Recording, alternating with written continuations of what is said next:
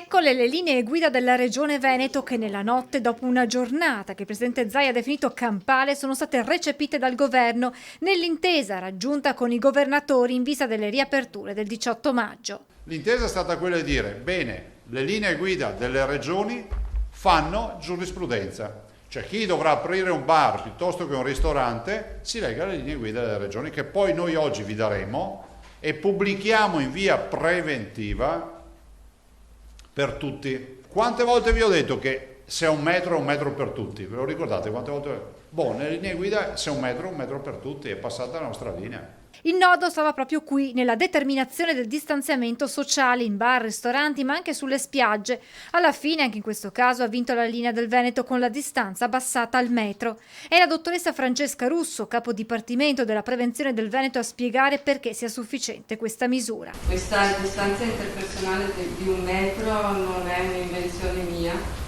ma è una distanza riconosciuta a livello internazionale, evita la trasmissione attraverso le goccioline. Dunque il Veneto diffonde le proprie linee guida per permettere a chi da lunedì deve riaprire di essere in regola con quanto sarà previsto nell'ordinanza regionale, ma prima di firmarla il Presidente Zaia attende il provvedimento definitivo del Governo. La nostra ordinanza si aggancia, siccome è estensiva rispetto al Governo, cioè apriamo di più rispetto a quello che il Governo apre, ma perché il governo in teoria si è impegnato a autorizzare questa facoltà delle regioni, questa è autonomia reale. Alle regioni Palazzo Chigi ha dato la possibilità di adottare propri provvedimenti di apertura in autonomia in base alla curva epidemiologica e così, se molto probabilmente nel decreto la ripartenza delle spiagge sarà prevista dal 3 giugno, il Veneto intende anticipare.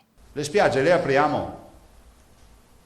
Cioè noi le vogliamo aprire subito. Dall'accordo raggiunto nella notte restano al momento esclusi settori che prevedono grandi assembramenti. Discoteche, sale da gioco, parchi di divertimento, infanzia e ragazzi, vi ho detto prima, e tutto il tema delle giostre e degli spettacoli viaggianti. Temi che vogliamo affrontare col governo in questa settimana. Da giugno, secondo l'intendimento del governo, è tutto aperto, dal 3 giugno. Almeno mi sembra di capire dal governo. Dopodiché noi comunque stiamo andando avanti con le linee guida su tutti i fronti.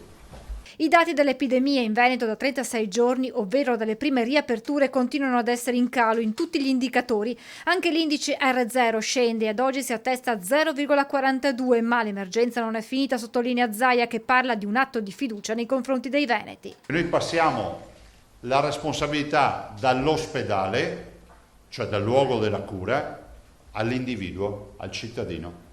Se il cittadino si comporta male, non porta la mascherina, non rispetta le regole, fa il fenomeno, la responsabilità ripassa all'ospedale. Riusciamo a dimostrare che come l'abbiamo gestita bene in questi 85 giorni, la gestiamo bene anche nella fase 2, che è quella più pericolosa della reinfezione.